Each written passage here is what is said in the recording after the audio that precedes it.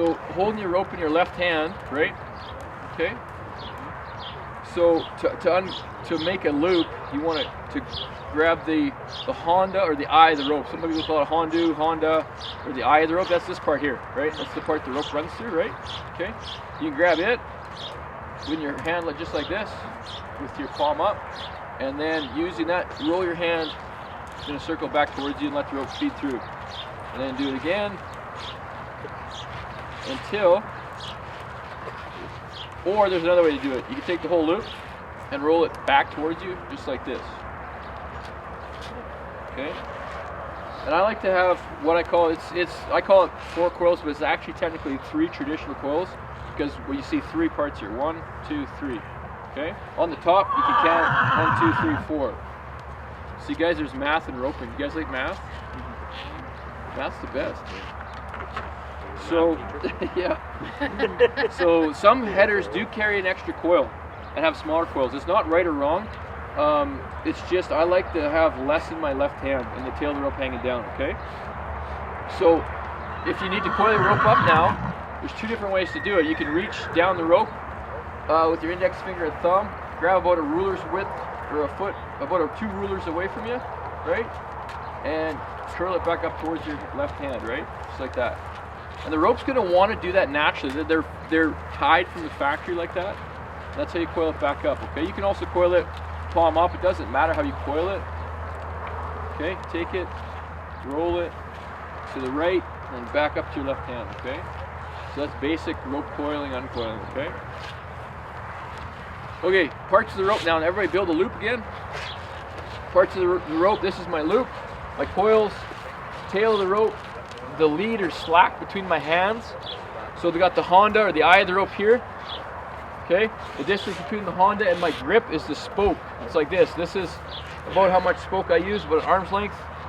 If I want to make my spoke longer, I do that. If I want to make it shorter, I go like that.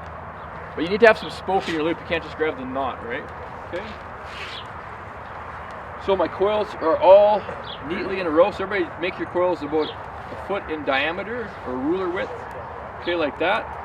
And your loop should be from the ground to about your hip with an arm's length of spoke, okay? However long your arm is, more or less. Now between my hands, I've almost got 2 arms lengths of lead. And why is that?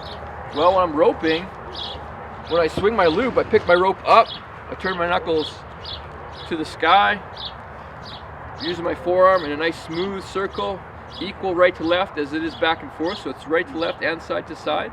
That gets the power on the rope to pull it around in a circle so I can send it somewhere.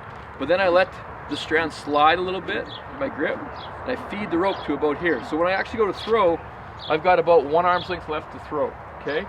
That's called feeding your rope. If you just started roping, you're not gonna probably be able to do that right away. Okay, so you really got to pay attention. There's 2 ways to build that loop. So the more advanced way is the way I told you. But if I go to throw like this, it's possible. You know, if you're more advanced roper, you can do it pretty easy. But you got too much between your hands. So for those of you, if you're just starting and you can't feed your rope, build your loop from the ground to about your shoulder. Okay, and only have 1 arm's length. Okay, so I want to see some of you try that right now. 1 arm's length from the ground to your shoulder. Okay, at least that big. For some of you kids, a little bit bigger. That way, if I swing this loop, I don't have to feed it all. I just grip the rope tight in my right hand, and I swing it. It allows me to deliver the loop properly. Okay? Alright, now I need everybody gathered in really close here, okay? We're talking about top strand, bottom strand of a rope. So I'm holding the rope in my hand. The grip is like this across my fingertips, okay? Or sorry, not the fingertips, the pads where my fingers start. That's the proper grip, like that, kind of at an angle. And my little finger, I split the strands like that. I put my thumb on top. But the important thing is, the top strand of your loop is the one coming off the top of your hand, okay? Just like this. This is the top, you're holding your loop, and this is the bottom. The bottom comes off your little finger. Does that make sense? This is the bottom, that's the top. That's simple, right? Bottom, top. But when I swing my rope, okay, it goes, oh, you guys are okay, I won't swing it. The bottom should be on top, and the top on the bottom. We open the loop up by getting your elbow back and up, knuckles up. Okay, see how my hand is pointed towards my target? A lot of you today, when you're first swinging, your hands are gonna be like this or like this. So you need to try to first move is out, up with the elbow. Everybody try that right here. Elbow comes up, level with your shoulder. Your hand should be outside your elbow. If it's inside, that's okay. Some ropers do that, and you'll see different styles of really successful ropers. But this one just gives you a little more power and a little bit more forgiveness in your loop. So you're gonna be able to catch wider horns. So if your hand's outside your elbow, okay, so you swing on that nice oval. And notice how my hand and my knuckles are up. So when I'm pointing, I want to point right through the steer's head, right across both horns. Okay, so that's how you swing the loop. Okay, so I turn my bottom strand over. Now in your hand, this top strand, there's 2 strands you're holding. See, I'm holding the bottom, the top's beside it, but my top strand is on the right hand side. Does that make sense, guys? If it's side by side or on top, it's not going to feed properly. So for this one, for example, not to pick on you, but this one here, this is your top strand. It needs to go that way. Then your thumb on top. Perfect. Yep.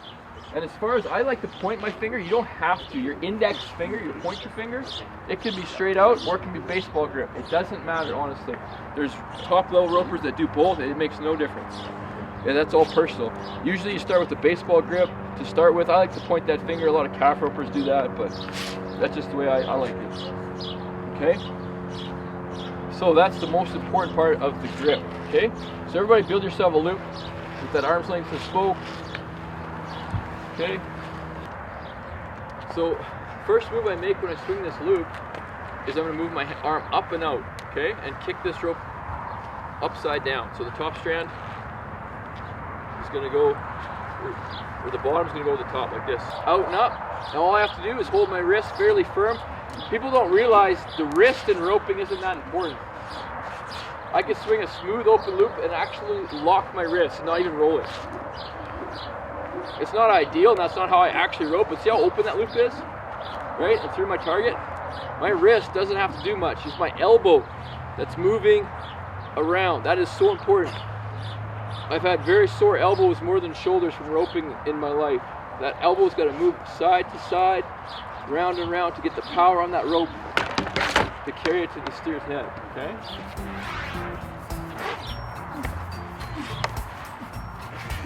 Okay? So pick the rope up, arm is in a straight line, get the 90-degree angle, then you're going to bring your hand down, aim it through the horn, okay?